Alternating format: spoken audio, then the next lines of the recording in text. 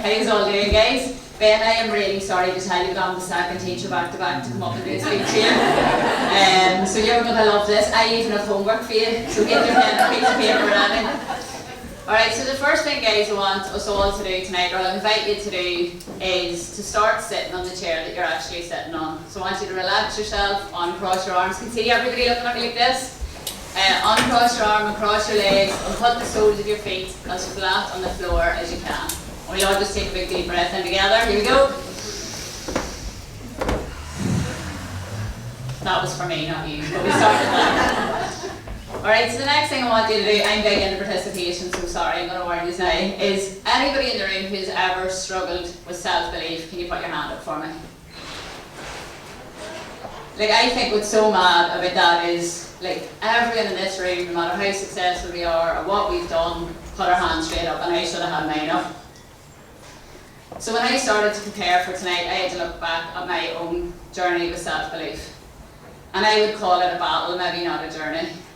One that I'm proud to say that I've started to win. And in this picture, as embarrassing as it is, I wanted to show you how far you can come. I'm about 25 or 26, and I was doing everything that I thought would make me happy. I was in a good job, I had a good lifestyle, I had good family and friends, I had a great fiance, as Gary mentioned, who's here tonight as my husband. But inside, I was just miserable. And when I seen this picture and I tried to get it out, I felt a wave of sadness and loneliness for the girl in that picture. It actually made me cry the first time I went to write the speech. Because I was doing everything that I was told and sold would make me happy.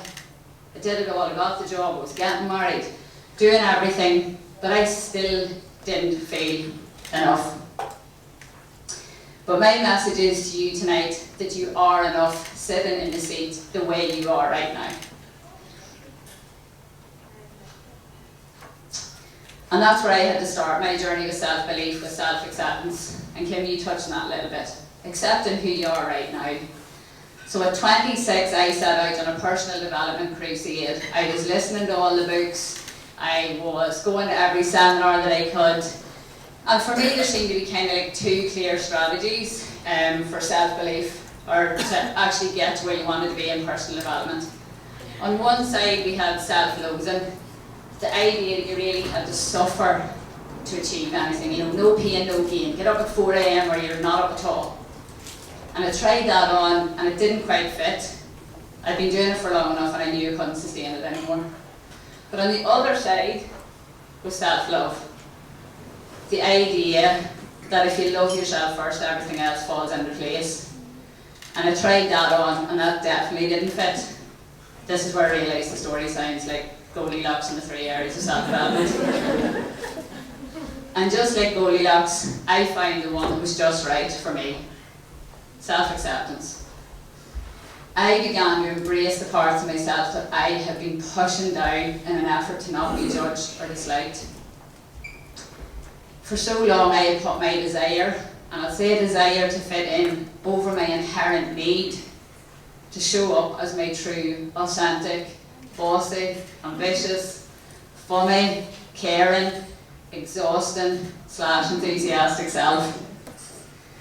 And once I began to accept my true self and lean into that a bit more, I realised that I need to have a bit of self-compassion.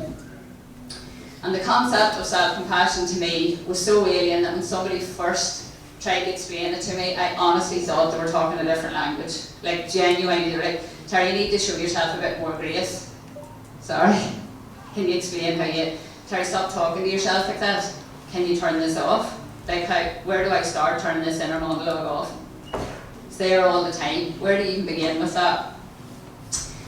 But through reading Kristen Neff's work on self-compassion, I really started to understand that failure, imperfection, and suffering are all part of the shared human experience that we all go through. And I never expected anyone in my life to be perfect. No one. So why did I expect it from myself? So through my self-compassion and self-acceptance work, I began to realise those stories that I was telling myself, and I know a couple of other speakers have mentioned that, those stories and beliefs. And when a few of the guys mentioned beliefs, we all kind of, everyone said belief and held their stomach. It's a core belief. It's not something we just think about ourselves, it's something we really feel about ourselves to be true. They can be positive and negative. You know, like I think Annette said there, that she doesn't worry about getting up and dancing first, but it could be the other way about. But the thing that you need to realise about beliefs is they're mainly there to keep us safe.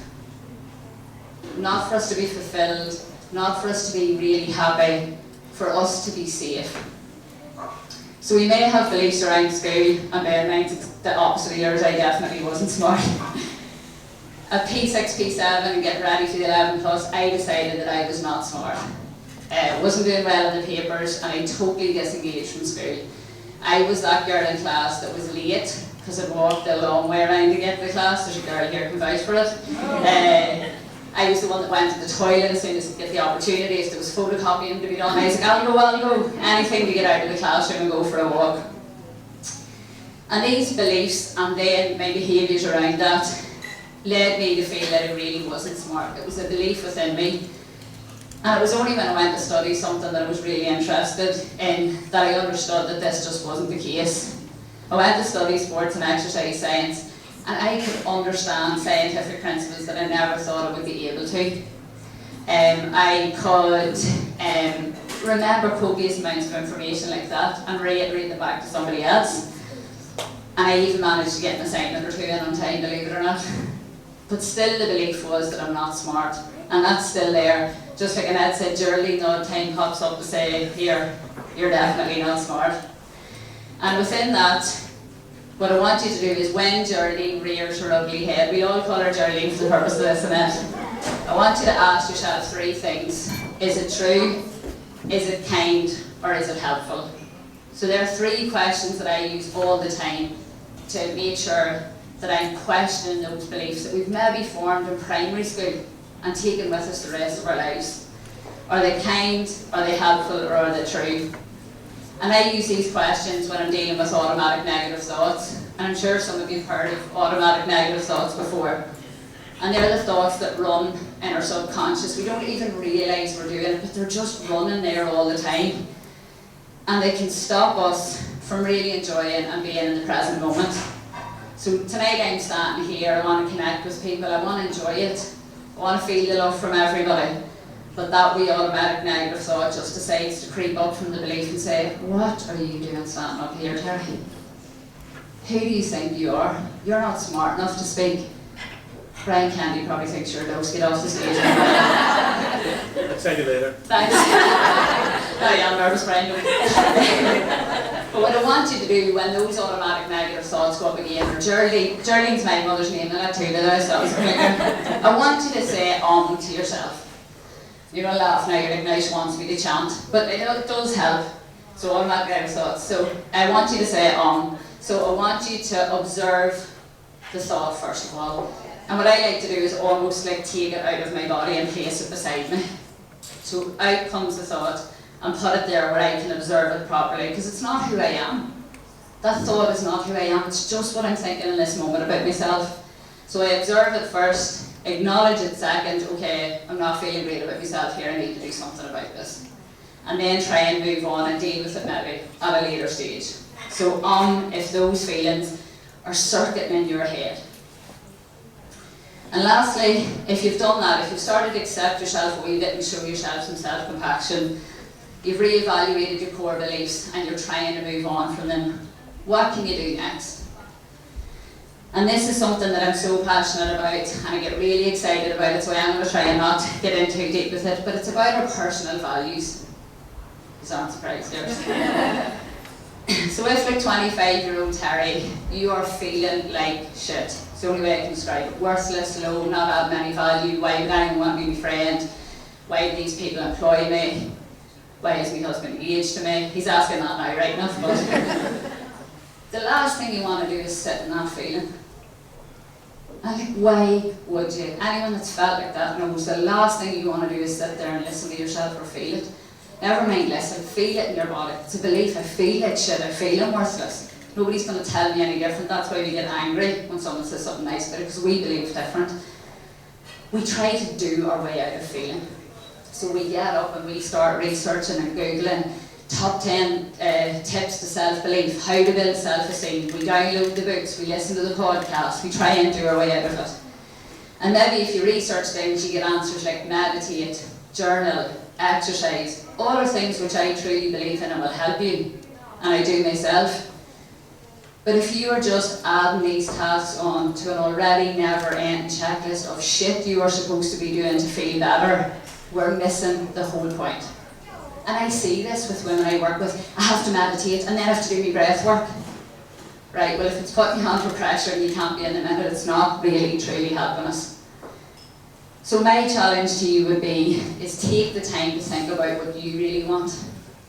And if we don't take that second and we don't know our own values, it's like getting into a car without deciding where you're going to go. You just wouldn't do that. You wouldn't get into the car and go, oh well, let's see where I end up. But I see so many people setting out to change their lives, starting the gym, reading a book, but they've no idea where they really want to get to. And I would hazard a guess that all of us in this room at some point in our life has thought, how did I end up here? How did I end up here in a job I hate, driving a car I bought to impress other people, with friendships and relationships that are lacking true love and connection? So through asking myself these things, and actually my body was telling me, it was going against me, you're not doing what you should be doing, it was telling me more than my mind was.